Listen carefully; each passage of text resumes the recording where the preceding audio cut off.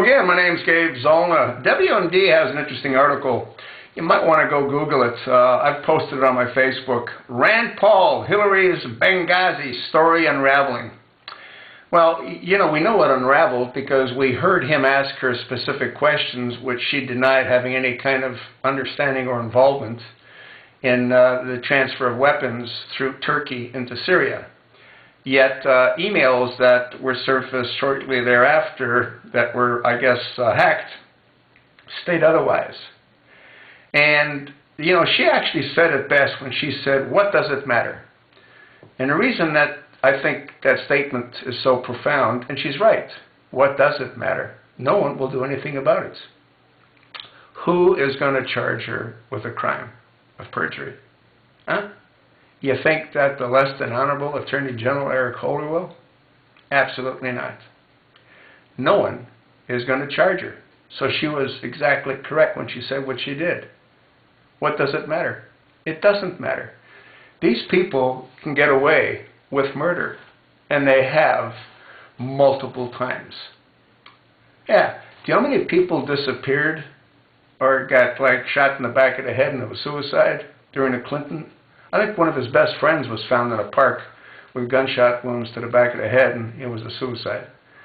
I don't know how many people vanished in his reign as president. Take a look at all the people that are getting whacked during Obama's term, and it ain't over, you know? I mean, they're just dropping like flies. Why? Well, because maybe they knew too much, huh? Anyway, I just think it's entertaining when you got guys like Rand Paul, you know, they say her story's unraveling. And again, I say, so what? What are you going to do about it? What is anyone going to do about it? Nothing.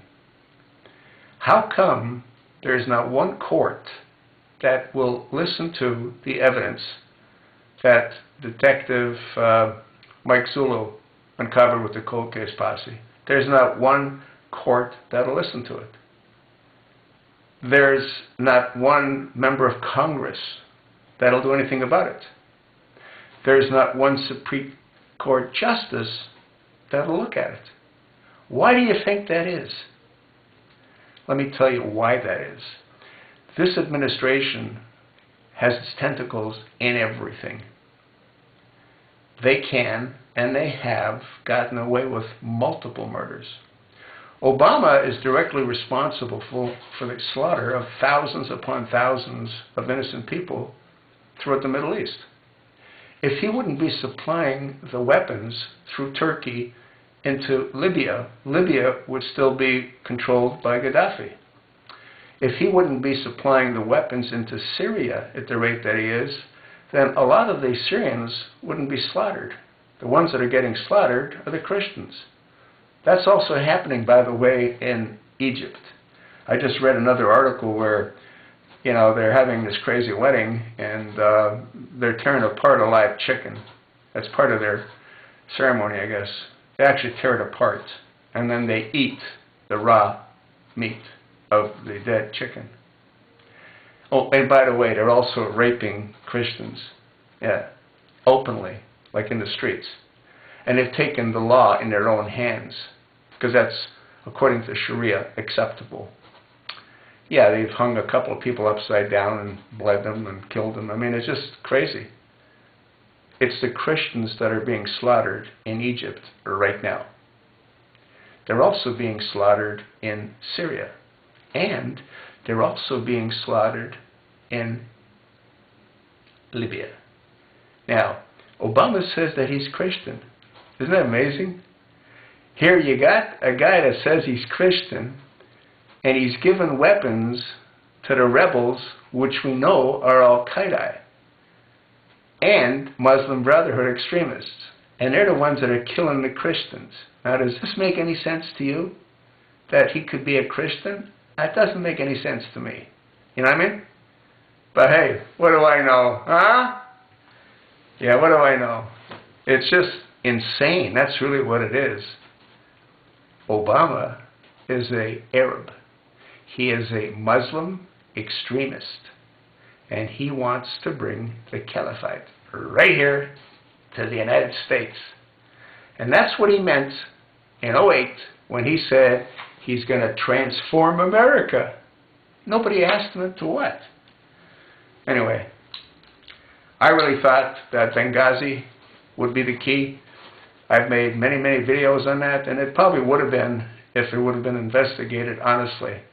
But it never has been. And that's like almost 9 months ago.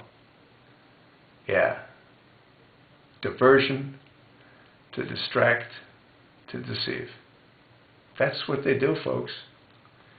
Nobody knows what's real anymore. You know? They're working their little fingers to the bone to get us to believe that the two guys in Boston were lone wolves. Yeah, lone wolves. They weren't part of any kind of Al-Qaeda or any kind of Muslim terrorist plot. Now, these guys did it all by themselves. Yeah. Yeah, and that thing in Canada? Nah. No ties to Muslims. None. No. They made a mistake. That 6-month to 1-year investigation is all wrong. Those guys were lone wolves. Yeah, coyotes, actually. No, coyotes are Hispanics. No, these guys are lone wolves. Yeah. And they weren't tied to Iran. No, because Iran, I mean, that's where our Secretary of State's brother-in-law's family lives. You know what I mean? Now, he could fix all this. Yeah, he's got connections. That's in between his plastic surgery. You know what I mean? Boy, did they mess him up.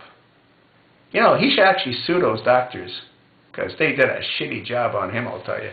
Have you seen his face? Puh.